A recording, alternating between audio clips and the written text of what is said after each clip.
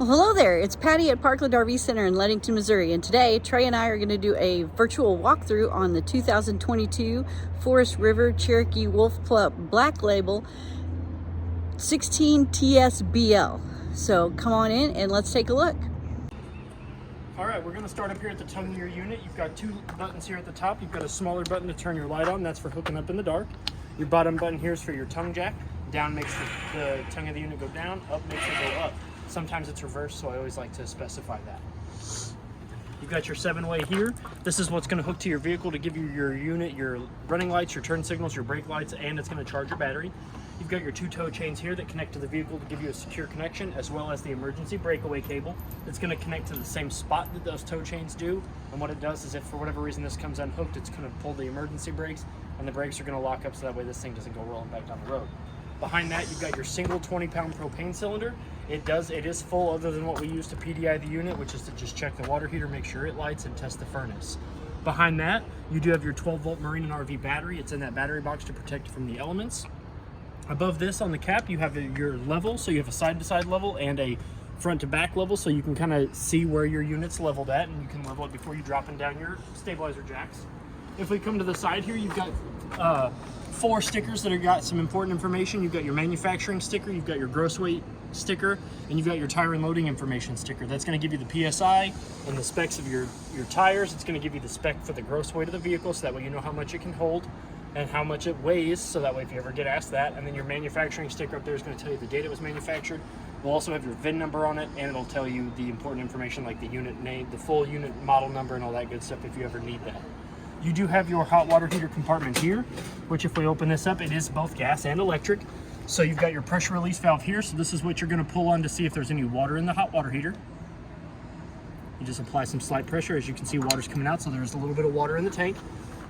You've got your reset button here for if for whatever reason it doesn't want to light. You hit this button here and it resets the breaker and it attempts to relight it. Down here below the gas valve here, you have your on and off switch for the electric.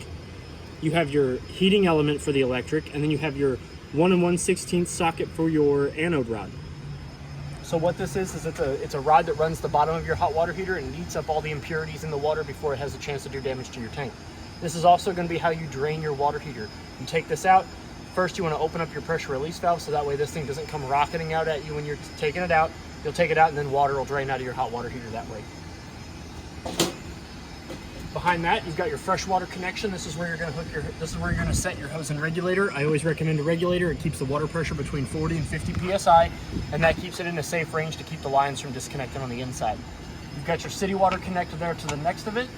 You're also going to hook that hose and regulator up to here, and as long as the source of the water is on and you've got a hose connected from the source to this, you won't have to use the water in your fresh tank, and you don't have to turn your water pump on. So in here, this is your outside shower. So if we open that up, you've got your hot on the left, your cold on the right, and this does come out. So it is on a hose, so that way you can kind of spray your feet off, spray your pets, spray your kids. And then if you need to spray your feet, but you want to go hands-free, you can set it there and you can kind of wash your kids, your dog, and your feet off. The coil does go around the faucets.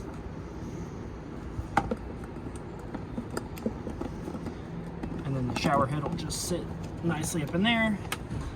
Close that back up, and you can lock it back up, and that'll be the 751 key on your keychain. It's going to be should be the only one that doesn't have a plastic head on the end of it. Below that, you do have your 1 out of 4 stabilizer jacks. It is a 3/4 inch socket on the manual crank handle that's in the side compartment, or a low power drill power drill with a 3/4 inch socket. These are used for stabilizing the trailer only. They are not used for lifting and leveling. You do not want to use them to lift it off the ground or to make sure it's sitting level. That's for the tongue jack. These are just to keep it from rocking around while you're walking around in it, okay? So then back here is your sewer connection. You're gonna hook your sewer hose to this part right here, run the other end to the proper dump station. You're gonna pull the black tank handle first. That's gonna drain out your black tank, which is your toilet. And then you can pull your gray, and that's gonna be your kitchen sink, your bathroom sink, and your shower. And if you pull this one last, it helps kind of drain out all that nasty bio waste that comes out of your black tank, okay? So then we've got your 30-amp shore cord here. To plug it in, you're going to want to make sure that this ring goes all the way up against the fin, and then you can tighten that and it'll fit around those threads, and it'll give you a nice tight secure connection to keep all the water, the dirt, and the bugs out from getting in there and corroding either the outlet or the plug. To unplug it, you're going to make sure that this goes all the way out. Rotate it counterclockwise and pull it outward. And then you're going to reverse that to plug it in. You're going to plug it in, turn it clockwise, rotate that ring all the way nice, good and tight. When you do not have the power cord plugged in, you do want to make sure that this cap is down, and that keeps your outlet from getting all nasty with mud, dirt, bugs, water. Your tires have been checked. The PSI is sitting at 65.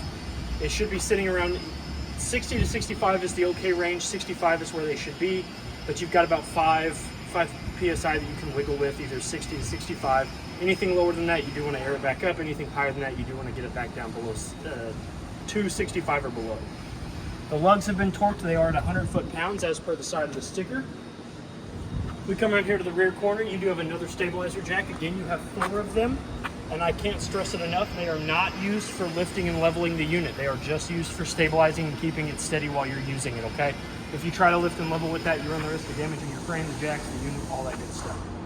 You do have a license plate bracket underneath the left turn signal, as well as a Fury and backup camera mount up here at the top in case you want to purchase one of those later. Your spare tire, the PSI in it, has also been checked, and it is sitting at 65 as well. On the other side, you've got your third stabilizer jack. Again, it's a 3/4 inch socket. You don't want to do anything. You don't want to use a big power drill on it or an impact. You can use the manual crank handle or a power drill on the lowest setting, and it'll raise and lower that. You've got a leash latch here, so if your kids, your spouse, or your grandma's being ugly, you can chain her up outside.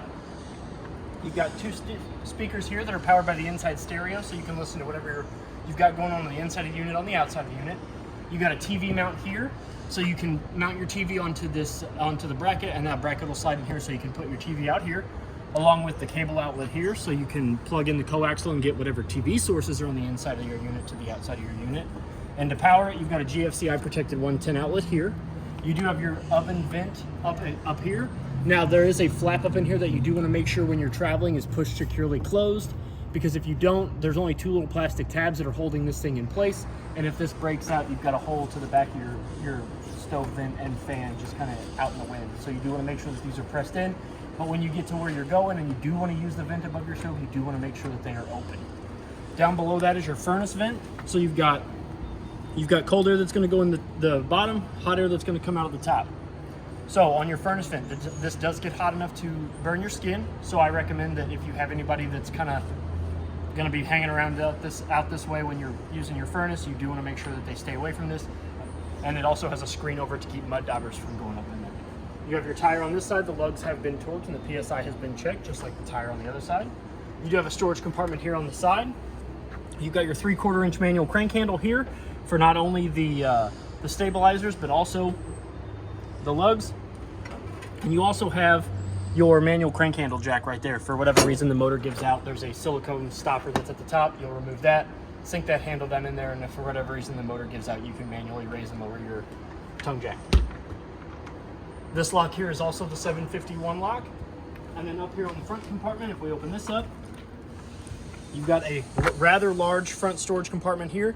You do have a LP quick connect hose in there as well. This is where your power cord can go when you're not using it. You do have your solar controller up there in the lower cap of the unit. And then on the inside of the door handle here where my hand is at, you do have a push button light. As you can see, you do have your hot water heater over there on the other side. Right now it is not in bypass, so we did de-winterize the unit for you, so you can see that. Go ahead and lower this down. This lock is also the 751 lock, and then you have your 4th and final stabilizer jack. Again, these are not for lifting and leveling the unit, they are just for stabilizing it only, okay? So we're gonna go ahead and come on inside. We're gonna lift up on the handle, swing it out. We're gonna open the door. We're gonna make sure the door goes as open as it can, because you wanna make sure that you've got plenty of room for the 2 feet on either side of the stairs to come out. We're gonna lift that out. We're gonna lower it down, and the first thing we're gonna do is we're gonna make sure that the black plate here is flush with the silver threshold. If for whatever reason it's not flush with the threshold, you can come down here and manipulate the 2 points on either one of the legs by pushing these silver tabs in, and these legs will extend and push back up into the stairs, so that way no matter what sort of elevation you're parked at, the stairs can have a sturdy landing, and you'll be able to get these down and up with ease, okay? It's important that you make sure it's flush, because if you don't, you run the risk of doing damage to the bottom of your door frame, okay? So we're gonna go ahead and come on inside. we're going to start with the fire extinguisher that's down there by the door. It's right there always by the door in case you have an emergency inside or outside. If we look up here, then you've got your control panel up here, which it'll show you it's motion controlled, so it'll come on as soon as it detects motion. And you've got your tank readings here, which is your fresh tank, your black tank, and your gray tank. Again, the fresh tank is your potable water, the black tank is your toilet water, and the gray tank is going to be the water that's going to come out of your that's going to go to from your shower, your kitchen, your bathroom sink, and your kitchen sink. You've got your battery level here, which as long as it is plugged in, all 4 of those lights are going to be good. If you want an accurate battery reading, you're going to unplug your short cord. You can hook up to your control panel through Bluetooth through your phone by pressing this button, and then by going and making the device you want to find findable, connect to that, and you'll be able to manipulate and see all this stuff here. So you can turn your awnings on, you can turn your lights and stuff on, all that good stuff from your phone through Bluetooth. So you do have an awning light. If we press that, it's going to turn on the lights that are on your awning. Go ahead and turn those back off. You've got your exterior light, which is going to turn on some of the lights that are on the outside of your unit. You've got your water heater on gas. So you're going to hit this, the DSI fault light's going to come on. It's going to come on after about 30 seconds. It's going to attempt to light, and then once it successfully lights, that DSI fault light will go off. If the DSI fault light comes back on, then it's going to attempt to relight itself every 30 seconds up to like 5 times, and you'll have to go out and you'll have to reset it. Now, to turn it on electric, you do have to turn it on at the switch in the compartment up there on the off door side, but you do not have to use propane that way. The next button over here is your water pump button. So if we press that, if there's fresh water in the tank, it'll begin to siphon that through the lines and pressurize all the water features in your unit, okay? The next thing down here, you've got your extend and retract buttons for your awning. So your awning is the most expensive repair you have on your, one of the most expensive repairs you have on your unit. So if you're gonna have your awning out, I always tell people, if you're gonna step away from your camper for more than 5 minutes, bring your awning all the way in. It doesn't take that long to send it out, and it doesn't take it all that long to bring it in. But a stiff breeze, a loose branch, anything like that can do damage to your awning, and it's very important that you make sure that you bring it back in, okay? Because it can do damage to the support arms, the canvas, the tube, any of that stuff, and then it's gonna have to be a pretty pricey repair, okay? Down below your control panel, you do have two 12-volt outlets, just like a, what are they called, like the old cigarette outlets in people's cars, with these rubber grommet style. Look at that, I just broke it. Nope, you just took the cap off.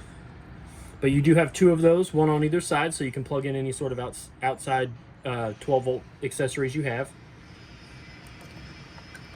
Up underneath here, you do have a GFCI, master GFCI outlet that's going to that has your test and reset button on it. So the GFCI outlets are going to be around anything that can have water bounce off of it or outside. So if any of your outside outlets or any of your outlets around any of your water fixtures don't work, you can hit this reset button here and it'll reset your GFCI circuit, and those outlets should kick back on and be okay. So if we come around here to the side, you do have your voltage from your battery. That is your, it's going to say, you're putting out 14 volts. So that's good. That's what a standard battery should be putting out. You've got your stereo down here with your power button, your memory settings. The zone 1 is going to be inside. Zone 2 is going to be outside. You can actually have both of those zones going at the same time, so you can listen to inside and outside. You've got all of your search and find buttons down here, as well as your volume and your Seeks. And then you have an HDMI and a USB port here, so that way you can plug in any sort of external media that you want to listen to through your stereo, okay? Over here, you've got some storage. You have your contour glass spin top microwave. It's going to have all the same features, just like the microwaves at home. You do have your Greystone vent and range fan, so that's going to be your fan button. Your light. Your little 2-burner gas stove here, so in order to use it, you do want to lift up. You can hit this button here, that's going to illuminate your burners, and I did turn the gas off, so that way I'm not going to light them because I did turn the propane off, but you're going to push in, turn. Oh, it's got gas still left in line. See, there you go. So you'll push in, turn. That was probably all too. Mm-hmm. But you could see the little igniter going. Yeah. So you'll turn in, and then you'll see that striker go, and then you'll see that flame ignite just like that. Hold that burner on for about 10 to 15 seconds. Let that thermocouple get nice, good, and hot. Remove your hand, and you should be able to continue to use your stove, no problem. When you're done, let it cool off. I didn't have it on all that long, but let it cool off. Then you can lower this back down, and you can turn your light back off, okay? Then you've got your sink here. So if we remove these are counter spots, so you can put these back in and you'll have more counter space. But we remove these. You've got a nice big stainless steel basin sink with a stopper just like the stoppers at home. It just fit down in a little hole. Make sure you remove them so water doesn't go everywhere. Yes. You do have your neck here, and it's on a swivel, so you can pull it out of the little arm. You can rotate I always call that the Lego hand. You can pull your Lego hand out of the way. You've got your faucet and sprayer here. When the water's running, this button will turn it from faucet to sprayer. To turn your water on, you've got cold all the way at the top, or all the way towards the window, hot all the way towards you, and then to draw water, you're going to pull outward, and then that's going to allow the water to flow through the lines, okay? So your window behind the kitchen opens up by spinning this little knob here. Got a little jealousy window here for your kitchen. And it does have the standard mini blinds just like at home. Trey's favorite. My favorite. You know what I did yesterday? I put in some more throw pillows. I know you love throw pillows. Yeah, I do. Trey loves throw pillows. And then that's just some random information about Trey, so you can get to know him. I know, yeah. And then you also have, up underneath the sink here, if you get up underneath here, you can actually fill a little reservoir underneath this thing with soap. So when you're doing your dishes, you can pump this down and soap will come out of this. But you do want to make sure that this comes off first. There's a little stopper. But you can put soap in this and you can pump this and soap will come out. We come over here, you do have a little end table over here on the side so you can put your phone while you're cooking. Charge it on the USB port here. It gets about 5.09 volts, so standard enough to charge your phone, even lightning. You've got a GFCI protected 110 outlet here, and you do have your Wi-Fi. It is prepped for Wi-Fi, so if you want to get like a Wi-Fi modem and router, this is where you're going to hook that in for the thing on the roof, okay? Behind us, you've got your dinette booth seating. So you do have a fire escape window here, which you'll lift the red handle up and out of the saddle, push the window all the way out, grab this, yank it out, and then preferably go out feet first, okay? The window over on that side is the same way, and it does have pull-down shades, so you can pull it, set them where you forget them, and then if for whatever reason they don't want to stay, it's got two little bobbins here on either side, and you can just adjust those by spinning them, and that'll put more tension on the cords that keep them up and down. You do have jealousy windows on the back side as well. Knob on each one of these window panes. You'll unscrew it, those windows will open. Same goes for the bigger side of the window too. The knob's right here. You do have plenty of storage up above. One large single storage cabinet with two independent doors. So you can store blankets and stuff up there. You do have a table that converts to a bed. You remove the tabletop. You pull these two legs out. They're not stuck by anything. They're just in there with friction. And then you lower this bed down onto these two stops here. And then these cushions, each one of these couch cushions will slide inward, and then the back cushions will slide down. And you have yourself a secondary sleeping option here as well. Up above our head, you do have some lights. These are all manual, so you do have to push them. To turn them on, there's a center button in the middle. You've got two above the kitchen, one above us here, two above the dinette, one above the kitchen, and then one on the ceiling above the master bed.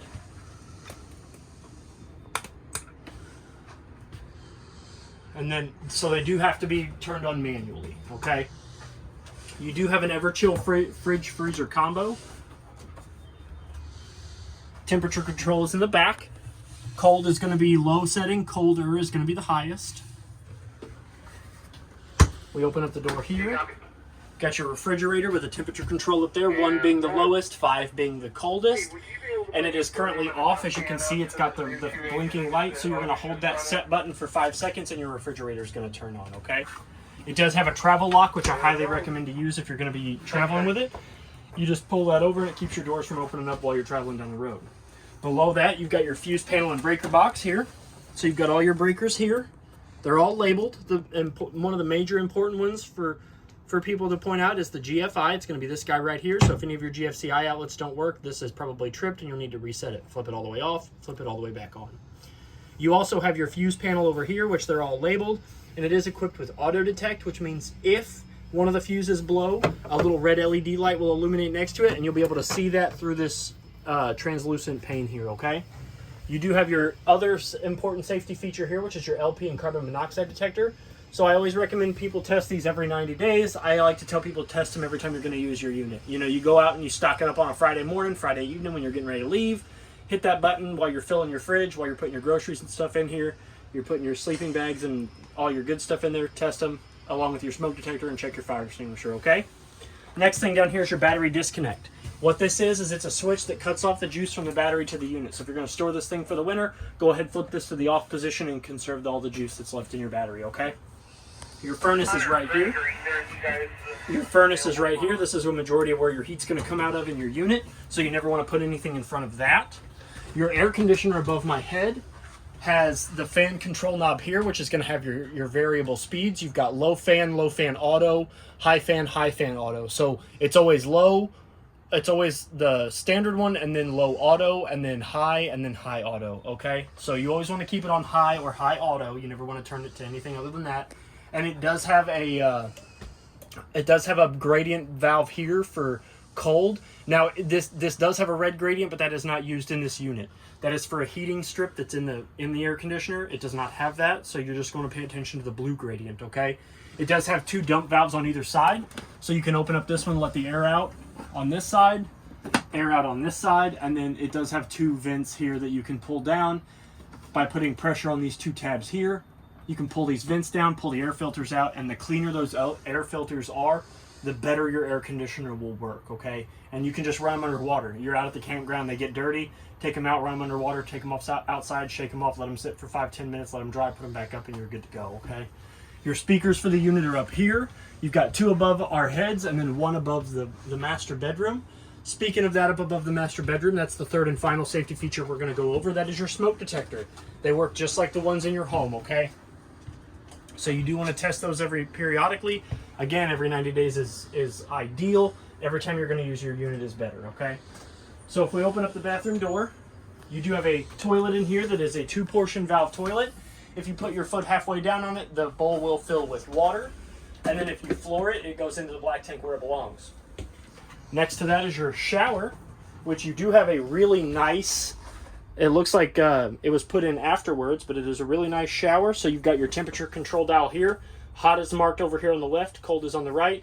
And this dictates the spray features. So you've got 2 wall sprays, a large shower head spray, and then you've got a spray handle down here. And this will navigate you through this, and the sprayer handle, okay? Fancy. And then it also has a shower curtain you can pull over and wash yourself.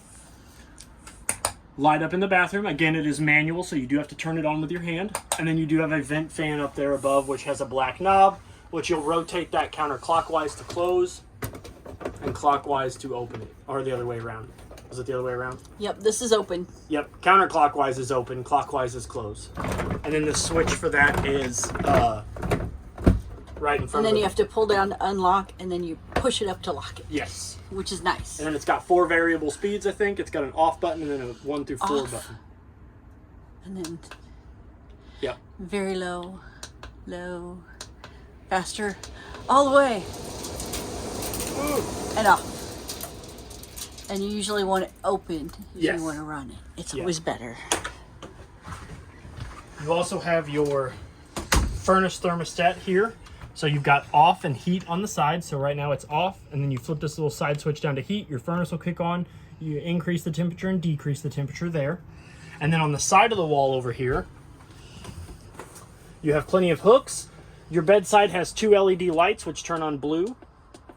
That one also turns on blue, and you've got, I wouldn't really worry. This was a previous install from the previous customer. I don't know what that was, with a 110 outlet down below it. I don't know what this is. They didn't send the remote or anything with it, so you can probably just remove that.